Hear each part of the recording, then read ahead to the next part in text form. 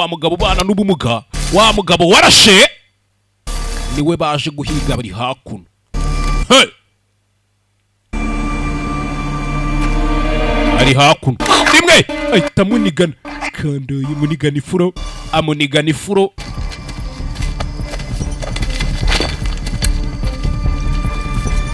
Obriswaga igipangu yakizengurutse kandi noneho nta n'umuntu uramubona, abamubonye bose bapfuye. Icyo nicyo bita umusirikare.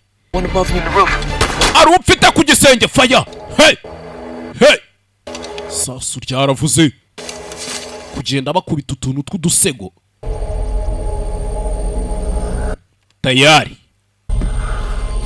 Tayari baramufashe.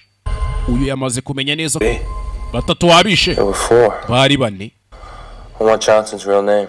Nshaka kumenya amazina ya ya Johnson. I want to know who he works for. Nkamenya n'uwakorera. I was worth going through that much effort to kill the Archbishop. Ndetse menye n'imbaraga mwashoyemo zingana iki mujya kwicarisha Bishop. The one that shot him? Ntago ari wamurashe. Nimba ntabizi. Ntacyo urabukimariye nyine ndahita nkurasa nigendere. Johnson's had a lot of names. Johnson afite amazina menshi. One's any more real than the next. Nta muntu ujya umenya izina rye ngo ni irihe kuko abagiye kuzana irindi. Knowing would only be dangerous. Kuyamenya byagushyira mu bibazo gusa nta kindi. Ex-army. Uriya mugabo yahoze ari umusirikare. He was a full-blood colonel. Yari koloneli wuzuye. Go on. Komeza umbwire nyine. They came for me like they came for you. Baje kundeba nkuko nawe baje kukureba. For a single job. Bampa akazi kamwe. They like the wounded. Kandi ngiye nkunda umuntu wakomeretse. Niwe gukoresha byo. Then throw away when you are done. Demons, you, me. Demons wowe nanje. Once you've been a wolf, it's hard to be staked down. Wa mugabo reka nkubwize ukuri. Iyo wigeze ubaho ikirura biragoranye ko bakotsa nk'abotsi ihene. Goat. This is just one dead man talking to another. Ubu bimeze nk'ari umupfu uri kuvugana n'undi nje nawe. Hanyuma Archbishop mwamwiciye iki? To take all suspicions away when you shoot someone. Wait till he's ushaka kumenya si ibintu byose kubera ko hari umuntu ubakeka ko standing next to the president. Twarategereje mpaka ahagaze hafi ya perezida. The truth. Yaragiye kuvuga iki? Yaragiye kuvuga ukuri. No matter how horrible. Ukuri ko kwaba kumeze ko ariko kose kwari guteye ubwoba. Never really happens without the approval of the government. Kandi nta na kimwe cyabaye leta yacu itabyemeye. Over there. Abe hano. Here. Abe na hariya. Over there and here. Abe hariya abe na hano nta na kimwe kiba leta itabyemeye. The problem isn't the doing. Ako muri kumva accent y'uyu mugabo ni y'abarusi. Ikibazo si ukubikora. It's the people in power having to admit. Ahubwo ikibazo ni abantu bafite imbaraga babyemera. Abayobozi bakuru babyemera.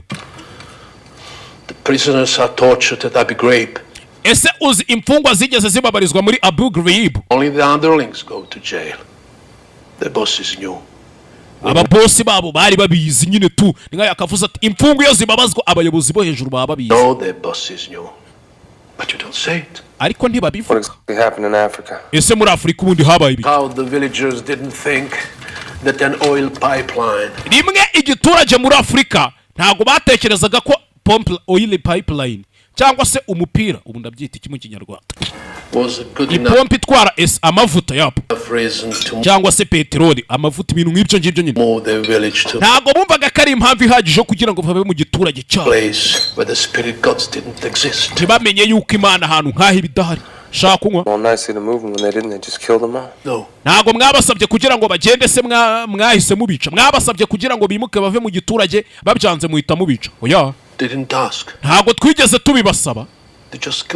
Twahise tubica gutyo gusa tutabibasabye. Mu magambo make Archbishop impamvu bamurashe bakamwica nibyo yaragiye kuvuga. Yaragiye kuvuga ati mwaraje muri Afrika mwica abantu nta kintu mubabwiye mutanababwiye ngo bimuke byibura babyange muhita mwica gutyo gusa tu.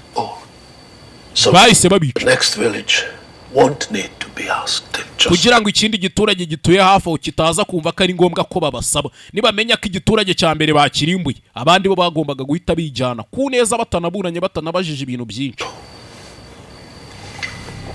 Hey! Gasani.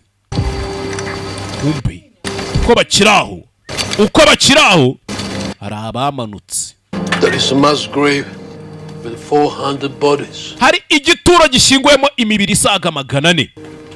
Men, abagore, abagabo, women, abagore, children, ndetse n'abana. Under the oil pumping station 10 kilometers over the Eritrean border. Ndetse bashinguye munsi ya pump station, oil pump station, umuntu ababwira gute, hafi kilometero 10 hafi n'umupaka wa Eritrea.